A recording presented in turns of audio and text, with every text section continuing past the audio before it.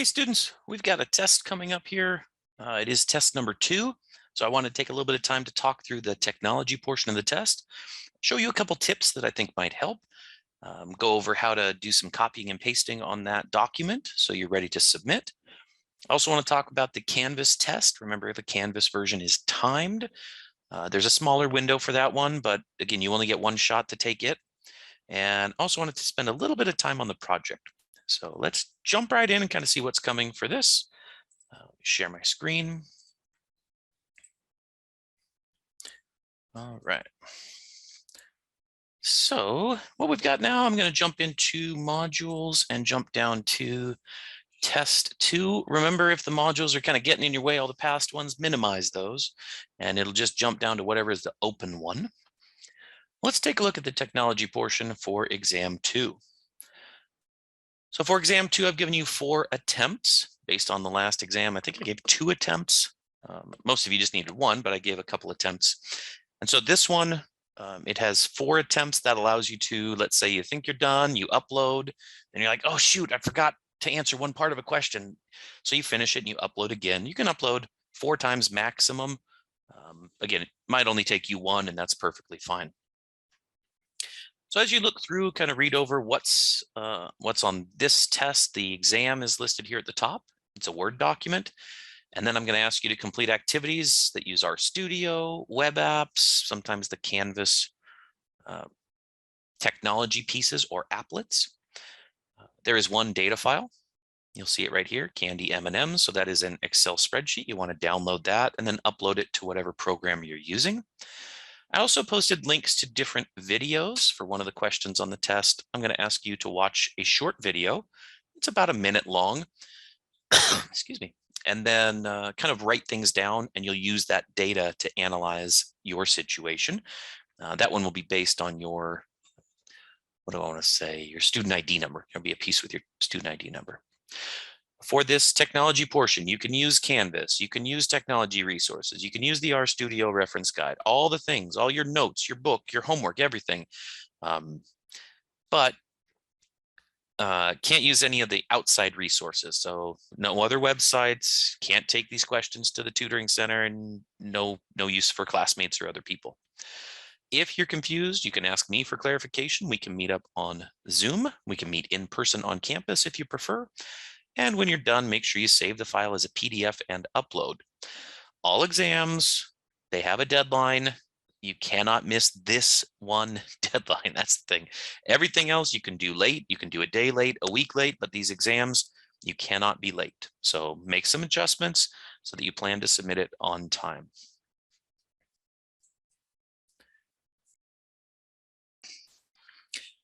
All right, so let me go ahead. I know I mentioned this is a Word document, so I'm going to download it and open it up in Word. Some of you have said you don't have a copy of Word or you don't use Word. Everybody at MiraCosta College, if you're a student, you have full access to what's known as Office 365. And Office 365 is a way for you to have full access to Word. So if you just go in and search for Microsoft Word, it'll bring you here. And under Office 365, it kind of goes through and says, here's how you sign into Office 365. If you haven't ever done it before, you go to MiraCosta Okta, sign in with your Surf ID and password, and look for the tile that's called Office 365. Gives you full access to Word, Excel, PowerPoint. The quickest way I go through and do Okta is there's actually a short link at the top that says faculty and staff. And if you scroll down just a little bit, there's employee 365 email info, but there's also just a tile that says Okta. And if you click on the Okta tile, it does allow you to sign in and then verify. In this case, I have to verify that it really is me. Okay. And then on the list of apps, and I might have more apps than you do, which is okay. Everybody has Office 365. You can click on it here. And this is the Office portal where you'll have access to, stay signed in, where you'll have access to all of the Microsoft 365 products. So over here on the left-hand side, you can see there's actually Word right here. So I can click on the Word option, open it up, and off I go. Okay, I can use all the features there. I can upload, edit, save, download. All the pieces are right there. You could also use Google Docs if you feel more comfortable with that. Totally up to you. If you have Word on your computer, you can also just use download and use the Word that is on your computer. So I'm going to click on this and download it. And then I'm going to just upload or click on it to open it up so everyone can see what I'm going through. Doop, doop, doop, doop. Again, with Word, as what we're going to see, you're going to be typing your answers in. A lot of students have said it's easier when they're typing their answers if they change the color of the font, make it a little bit easier. So this at-home technology portion of the test, you get basically kind of four parts. So part 1, here's part 2, part 3, and then part 4. So there's also a page 5, which has a list of questions. And I want to kind of go through how this works. The goal is, let me zoom in on the first one. So if I was reading this question, let's see here, USA Today surveyed 800 college students, found a certain number who agreed with a statement. Now I have to choose the appropriate set of questions, copy and paste, and then answer each part. For this problem, use 95% confidence level or 5% significance level. And so you have to choose and use the precise critical number. So remember, sometimes in the book it would say use 2 because it's about 2 standard deviations. For the exam, I'm going to ask you to use the precise number, not the kind of rounded rule of thumb kind of thing. I'm asking you to use the precise number. And just as a quick note, I'm sure you have it on your note page, but 95% confidence level, the confidence level indicates you would be using a confidence interval. The 5% significance level indicates that you're using a hypothesis test. So you would never use both of them in the same problem. You have to choose which one you're using. So let's take a look. 800 college students found a certain number agreed with a statement. Doesn't look like there's anything that I'm testing against. There's no claim. So if I go down to part 5, page 5, let's see here. I need to choose whether to use a confidence interval, so I'd be estimating, or a hypothesis test where someone has made a claim and I'm checking it. So maybe for this first one, if I think this is the appropriate piece, I would say, okay, I think that's a confidence interval. Highlight, copy. I used Control-C to copy. I go back up to that portion of the test.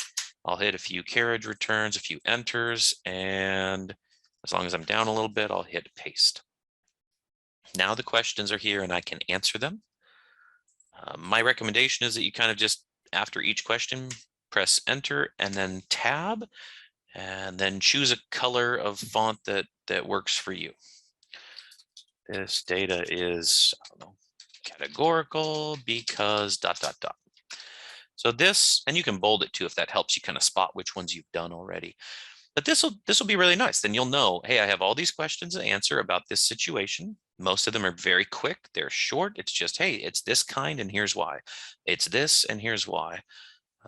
But you just go to the end, press enter, press tab, and then type your next piece in. So mine, this is a confidence interval because ... Again, I don't want to put all the answers in. That would make it a pretty easy test.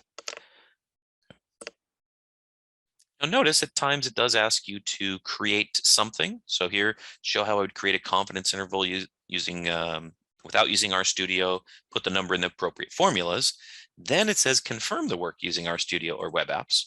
So if I had a confidence interval, maybe I'd enter a few here, and let me jump over to RStudio Cloud. So if I had a confidence interval, let's see if I've got one already done. There's one with the t-test. Let's see here. So it's not exactly the same, but it kind of gives me right there's a 95% confidence interval.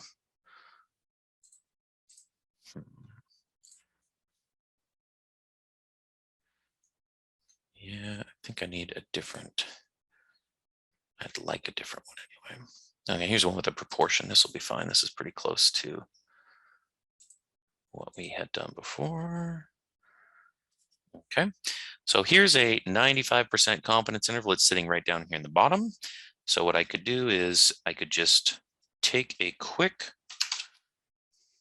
screenshot of that. I'm using Snagit. I highlight my piece and I take that back to my Word document, and then I can just paste that into the Word document.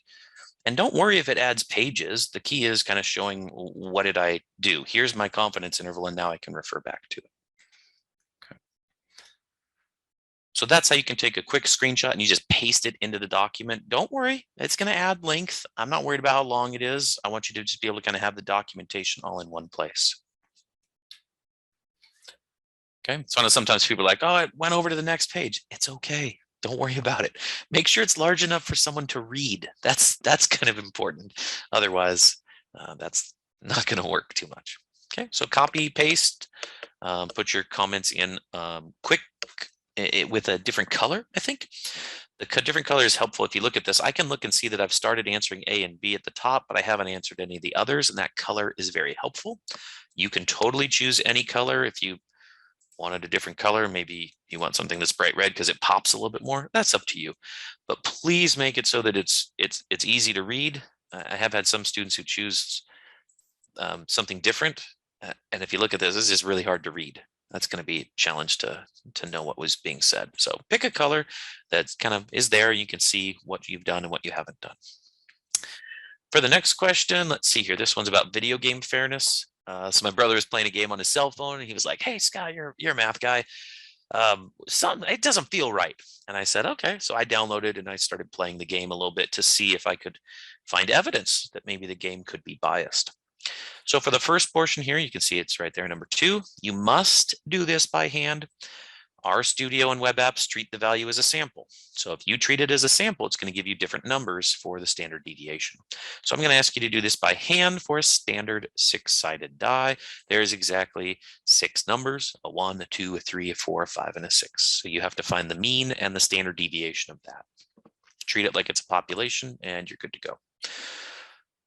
You can include a picture of your hand calculations or you could type them in, totally up to you.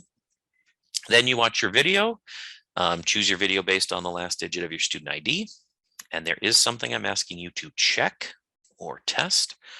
As your video plays, just write down each of the 30 dice rolls. You'll see different dice rolls popping up. And then based on the information above, choose the appropriate set of questions. So I'm going to just hit a few enters here, give myself a little bit more room. And then I'm going to go down and say, maybe for this one, maybe this is a hypothesis test. So I would copy and go back up and paste it. I think it's right down here. And now I have the questions to answer for this problem. And I would say, got it. Okay. So is it categorical or quantitative? And I could answer the same question. This is quantitative or whatever, because, and then you give your reason. And I can change the color of my font so that I can see it. All right, so that's the way you're going to go through each one of these questions or each one of these parts. You'll find the set of question that worked for you and then copy and paste it and then type your answers in. As you scroll down, this next one is the gift of chocolate. So last Halloween, we just ended up with a bunch of stuff left over. And I noticed we had this fun-sized bag of M&Ms and I got $2 and they were like, well, how much is supposed to be in here? I was like, I don't know. I don't know how much is in a fun-sized bag of M&Ms. I don't know. So we started. I have this little scale from Costco for measuring food or different things. And so I was like, let's measure it. So we measured them, and then we put them all down in a spreadsheet. And I was excited because now I can use that spreadsheet with you. So all the actual data we found is in this spreadsheet, and you get to pick one color. So you will take the last 4 digits of your student ID and divide by 5. So as an example, if I took the last few digits, let's see here, maybe I had a 1, 3, 6, and a 7. Okay, so if I had that, a 1, 3, 6, and 7, I add them up. So that gives me 10, 17. So I add them up, I get 17, and I divide by 5. When I divide this by 5, I end up on my calculator with something like 3.4, I think. So 3.4, what I would do with this is then I would say 3.4, aha.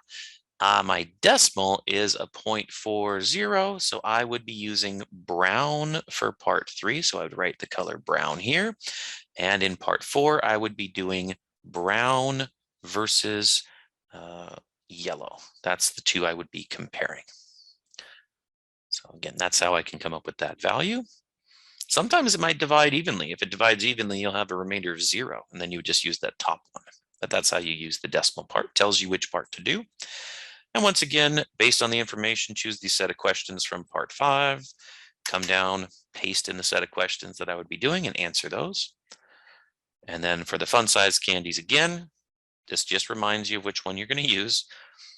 And then my daughters felt some bags were heavier than others. Maybe you feel the same way. Maybe you think one of these colored bags, the peanut or the peanut butter, is going to be heavier than others. Okay, then we go through and we check that. So I need you to perform the appropriate analysis to determine whether there is convincing evidence that there is a difference in the weights of those different bags. And then we'll use that spreadsheet once again to get those values. So that is the technology portion of the test. Once you're done, file, save as, and just save it as a, what do I want to save it as? Probably as a PDF. So there it is. Save it as a PDF. Say yes, save it as a PDF, and then boom, it's ready to go. And then I upload that PDF into, and you can see the answers are there. I can upload that PDF into Canvas.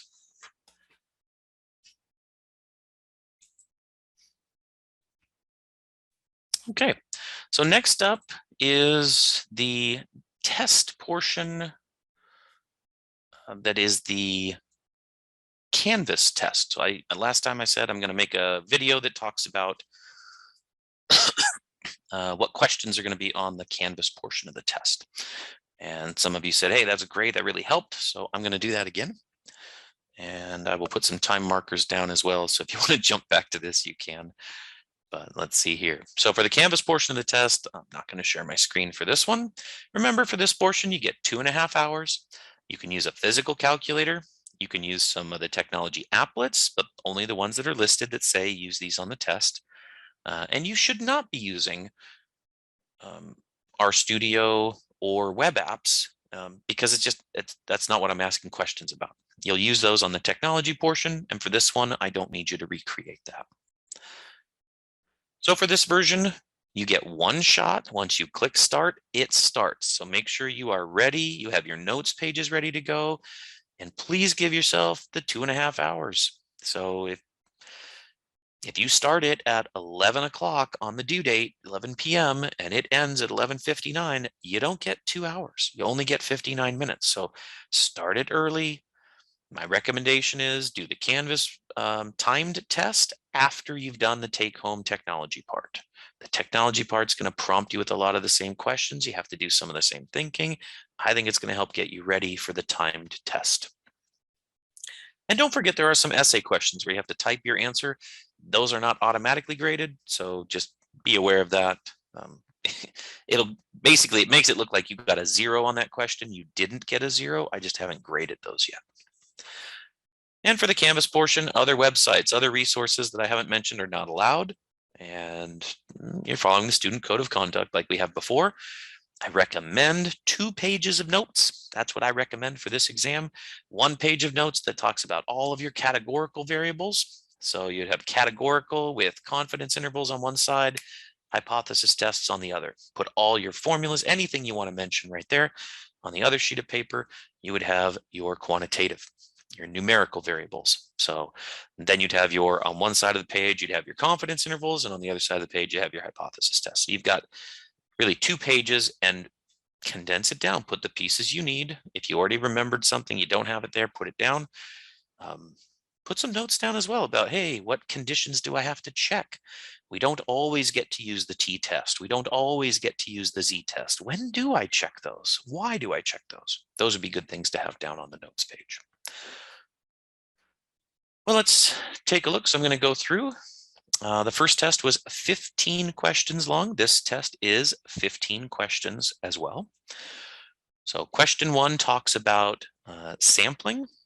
So it talks about representative, larger samples, smaller populations, things like that. And so again, one question, I think it has 6 parts, and these are drop-down options for that. Question 2, I'm going to ask you about terms that we have seen and sometimes symbols. Each symbol is really a term, it's just kind of condensed. So for example, mu or p hat or x bar or s, things like that. Okay, so those terms either relate to populations or maybe they relate to samples, and you should know which ones relate to which. I'm going to ask you a question that asks you to identify and specify which one relates to which.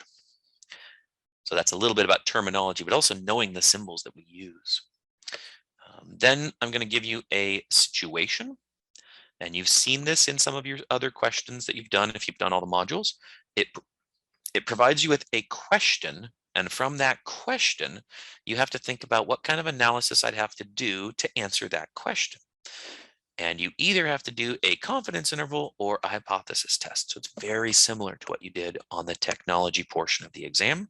These are all drop downs. Because the data is blank, we would blank, and we would use blank for, and you just kind of fill the drop down to create a sentence that answers the question. Okay. Let's see here. So I think I've got a couple of those. It's drawing from a bank, so everybody's going to get some different questions on those. So that takes us through questions 3 and 4. Question 5 is specifically talking about confidence intervals. It's 2 people who each analyzed some data. They came up with confidence intervals, and I'm asking you to take a look at their confidence intervals and make some conclusions. So tell me about the sample size. Can you tell that one person had a bigger sample size than the other? Different confidence level? How does sample size, confidence level adjust that confidence interval? Okay. That's question 5. Question 6. And again, yours might look slightly different, but the concept is going to be exactly the same, but some of the terms are going to be a little bit different, or the context might be a little different. So this is about kind of selecting something from a sample. And if you have a particular population proportion, then I'm asking you to go through and calculate the standard error. And if you were calculating the standard error, I'm going to ask you, what would you choose for these different variables that are in the formula for the standard error? Okay, so you need to know what those symbols represent. Good thing to have in your notes. You probably already do. Let's see here. And then I'm going to ask you to find a z-score. We should be good with that. So being able to find a z-score from this information. And then I'll ask you to use one of the applets from Canvas and use that applet with the z-score you found to find a probability. What are the chances? And then determine whether or not the analysis was appropriate. Now this goes back to those conditions. Remember, we have conditions. We can't always use a z-test or a z-score. We can if it meets certain conditions. And if it does, awesome. And if it doesn't, we can't use it. And the work that we did would just be inappropriate. We shouldn't use that piece. Okay, that's question 6. Question 7 is kind of a calculation problem.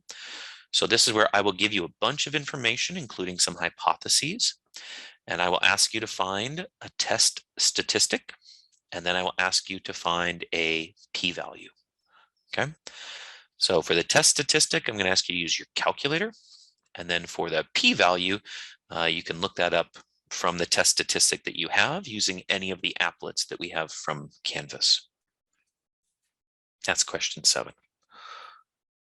Question 8 asks you to construct a confidence interval based on some information.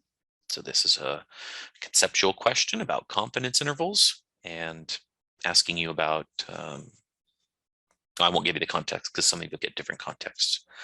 But I do ask you to put in your answers with 2 decimal places of accuracy from smallest to largest, like you would with a confidence interval. Just remember, it's with decimal places of accuracy. And so this is not asking for percent form. Okay, so your confidence interval, if you think it's between 20% and 40%, you would enter 0.2 and 0.4. Okay. Let's see here, question 9. I will give you a sample. I will give you a scale, and I will create a confidence interval, and then you will determine what kind of a statistic must I use. Is this a T or a Z? You will tell me which formula to use. So I'll have pictures of different formulas, and you'll have to select which one is the correct formula to use. Again, your notes page is going to be pretty helpful here. And then you'll tell me things like, hey, how many degrees of freedom would I use? And would I or would I not have convincing evidence about something from the confidence interval? Okay, so that's question 9. Question 10 is an essay question. So it's very similar. It's linked back to the one that you just did. Most of the time from test 1, you saw an essay question was tied to the question right before it. This one is. So I give you a confidence interval and I ask you to interpret the confidence interval in the context of the problem. So instead of giving the very general statements, we are 90% confident that the true population proportion is between these numbers. I want you to put it in context. What are we measuring? What are we talking about in this question? So the context is provided in the sentences there, and I'm asking you to turn that into a sentence that links back to that context. So don't say the population mean, say what we're measuring. What am I measuring? The mean height of 5th grade boys, or whatever it is. That's what we should be talking about when we interpret something. And then I've got a few of these questions, which in the past, these have worked pretty well. I hope they continue doing so. I know that some of you have been using web apps and some have been using RStudio. So what I did is I basically ran the entire analysis of a question and I put a screenshot in for web apps and I put a screenshot in for RStudio. You do not have to open either one of those. Everything you need will be on your screen. It's just, if you prefer RStudio, it'll be right there for you and you can read that. If you prefer the web apps, it will be right there and you can do that one. Okay. All right, so let's basically I put those 2 screenshots up there and then I ask you some information, like look at the screenshot. Can you find the sample proportion or the sample mean? What is the null hypothesis? What is the alternative hypothesis? Are these significant? Is it statistically significant? And should we reject or not reject hypotheses? So again, everything you need is in that screenshot. It's just a matter of you being able to interpret it now. That was 11. Question 12. I ask you to type things in. Basically, there's some true or false questions linked in. So you type the word true or type the word false. For other ones, you type the word is, you type the word is not. And you're kind of looking, once again, analyzing something. Someone did the work. They came up with a particular p-value, and you have to kind of look through it and make a conclusion. Question 13, one more time, has an RStudio and a web apps code. I ask you to analyze it. This one is an essay question. So I'm going to ask you to interpret the conclusion. Be sure to represent the context in the conclusion that you make. So don't just say, yes, I would reject. What does that mean to reject in this case? So I do not have significant evidence that the Blink Amazon camera is performing better than a Ring doorbell, whatever it might be. Okay. And then I'm going to ask you to type 1 and type 2 errors. Remember, when you make a conclusion, there's a chance that you're wrong. We should know which type of error we are susceptible to. So, all right, question 14. This one again, all the work is done for you and it provides a p-value. And I simply ask you in question 14 to interpret the p-value in the context of the problem. Now we've had, I think, 3 or 4 of these as we went through the modules, and I have left many comments as I graded those. So if you were not interpreting it correctly, If you were instead of interpreting it, if you were saying, oh, we need to reject, rejecting has nothing to do with interpreting the p-value. What does the p-value represent? Why is that p-value important? That's the interpretation here. So that's what I'm looking at. I even put something on the test that said the significance level is not given. So the focus stays on the p-value and not the hypotheses. I want you to interpret the p-value. And the last question talks about somebody using different formulas. And if they're using this formula, what kind of data do they have? What kind of a test are they performing? Like, when would you use these formulas? So if you've got your notes pages with your formulas outlined, you find the formula and you say, aha, I would use this formula during this situation. Okay. All right. Well, that takes care of the Canvas portion of the test. Remember, you get 2.5 hours and you only get one shot at it. I think the last thing that I want to talk about briefly is the project. Some of you, when you finish up this test, it's time to kind of start thinking about the project if you haven't already. So I'm going to open this up. Let me share my screen here. Okay. So the course project here, I think I let it open. There we go. What you've seen, what you've been doing over the last few weeks is really preparing you for this project.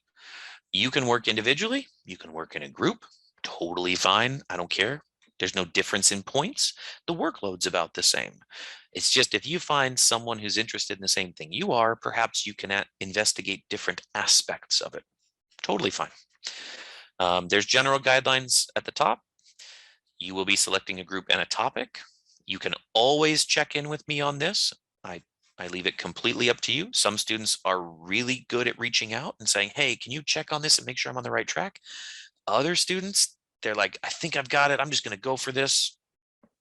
Whatever you want. If you want me to kind of give you some feedback along the way before it is graded, I will absolutely do that.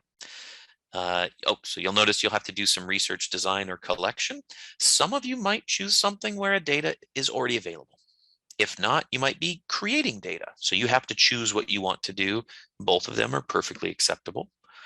Then you'll do your analysis and make your conclusions. And notice it'll say if the research question required a confidence interval, look at these questions. They look very similar to what you just did on the technology portion of test 2. And if it required a hypothesis test, well, here's the questions. And again, it's going to look very similar to what you just did on test number 2. With the technology portion. And the last piece, because we are an online class, putting this out there. I'm going to ask you to present your project.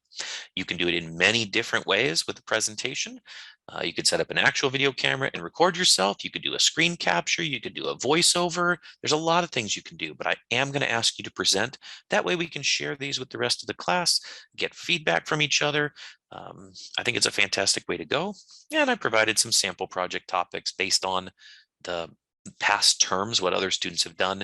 You do not have to do one of these. You can totally choose whatever you'd like for your project.